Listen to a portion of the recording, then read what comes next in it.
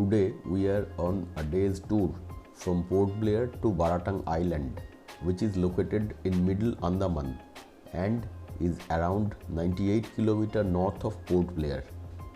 We start at 3 am in the morning and drive along National Highway 4 at a cruising speed of 80 km per hour. There is a good reason behind starting so early for a journey of only 98 km. At about 48 km from Port Blair, there is a checkpost at a place named Jarwa, from where we shall have to travel in a police convoy through dense forest inhabited by the Jarwa tribe. The first convoy of the day leaves at 6 am, so we must remain ready to join the convoy by then. During the 2 hours drive through the forest, stopping is not allowed, so we must have our refreshment at Jarwa. National Highway 4 is deserted at this hour. Our driver tells us on the way that there are some rules that needs to be followed while we travel through the forest, and we must familiarize with those rules before we enter the forest. Let's see what lies ahead.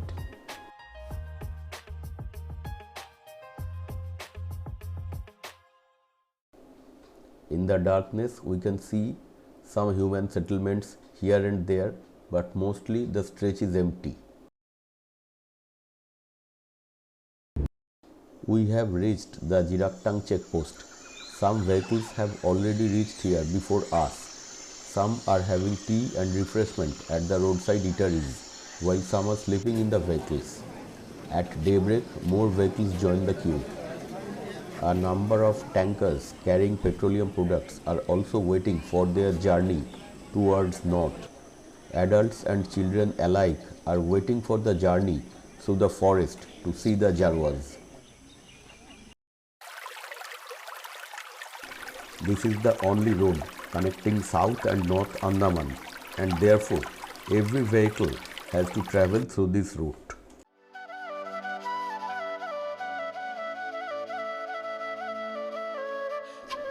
This is a tribal welfare office at Jarwa. At the entrance of the Jarwa Tribal Reserve Forest, these instruction boards welcome us. Here we must move in the convoy, drive within 40 km per hour, cannot stop, cannot use any photo or video capturing device like camera or phone, cannot offer anything to the Jarwas, cannot interact with the Jarwas, and of course cannot allow them to get into our vehicle. Naturally, we do not have any photo or video of this beautiful forest. The forest is full of tall trees with large canopies. At some locations, due to the large canopies of the trees, it felt dark even on a sunny morning. We saw the Jarwa tribals at some locations. All of them were wearing clothes. Some were sitting idle and some were making bows for hunting. After traveling 50 kilometers in about 80 minutes through the forest, we have reached the middle strait. We have to cross the strait to reach Baratang Island. The vessel has reached from Baratang Island. The vehicles that have crossed the strait on the vessel are leaving the vessel now. A large number of people and 3 buses embark on it. Before it starts its cruise towards Baratang. There are dense mangrove forests on both sides. We cruise for about 15 minutes in the crowded vessel to cross the strait.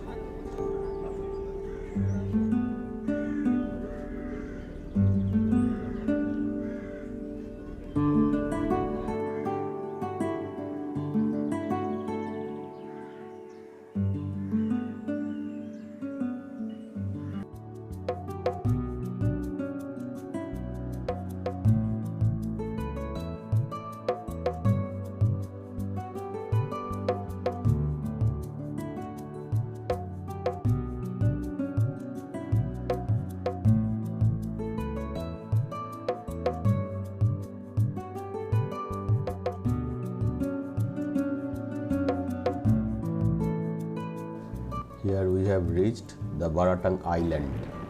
From here we get on a speedboat to reach Rafter Creek to see the famous limestone cave. These boats allow a maximum of 10 passengers. A guide is accompanying us to the cave. Everyone must come back by the same boat. There is no provision of advance ticketing for this boat ride, and one has to pay at the counter and ride the boat.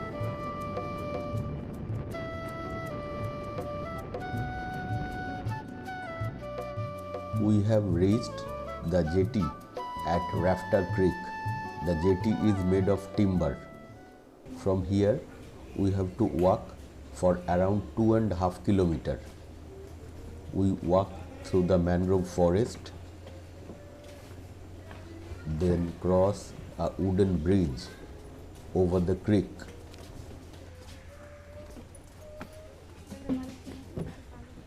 Locals use these creeks to reach the strait by boat. During low tide, there is no water in the creek and thus the boats cannot move.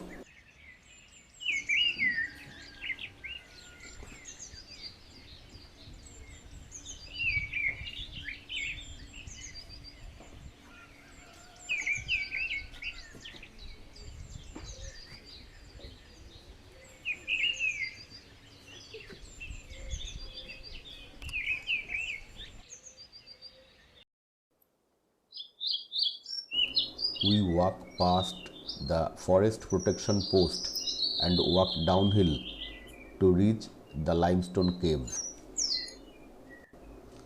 The cave has formed due to dissolution of limestone in rainwater. As rainwater falls through the atmosphere, it absorbs carbon dioxide from the atmosphere and turns into weak carbonic acid. This carbonic acid dissolves the calcium carbonate, which is the chief constituent of limestone, and forms the cavity of the cave. It is quite dark inside the cave and there is no lighting. The only sources of light are the torches that the guides carry to show us around.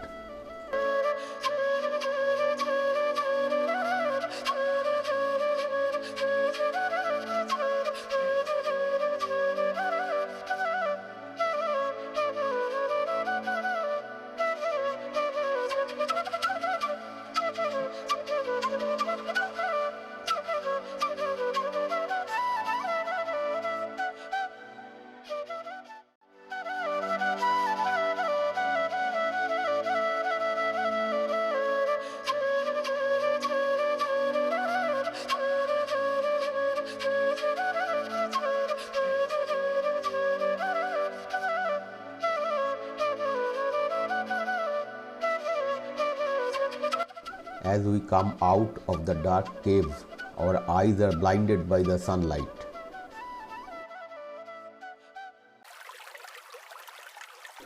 We take the same path back to the jetty, soaking in the mangroves, creek and the forest.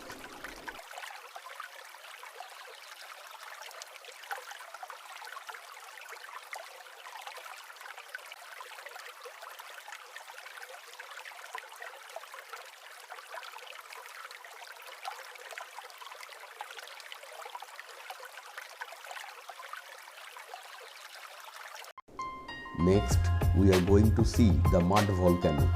It is created by emission of natural gases due to decaying of organic matter underground.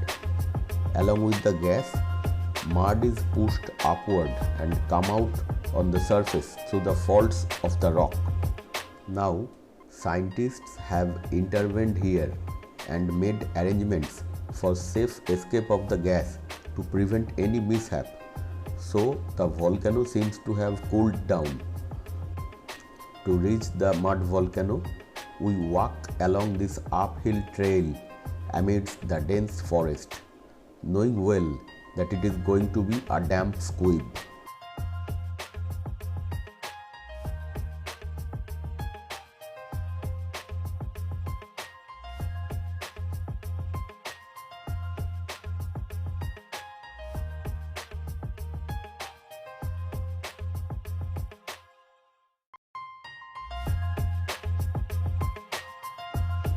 Here is the mud volcano located within the fencing in front of us.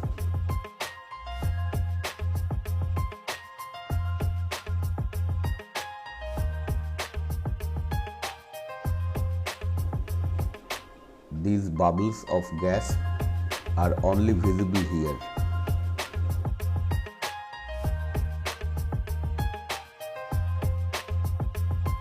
Most of the generated gas safely escapes through this device. There is nothing else to see here at this mud volcano. We take the same path back to our vehicle for going back to Baratang jetty. We have to join the convoy on time.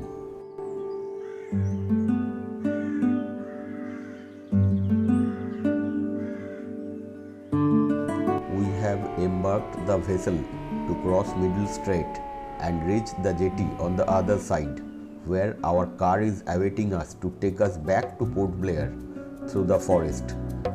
That brings us to the end of this trip to Baratang Island. If you want to watch other videos of Andaman, scan this QR code and access the channel. Thank you.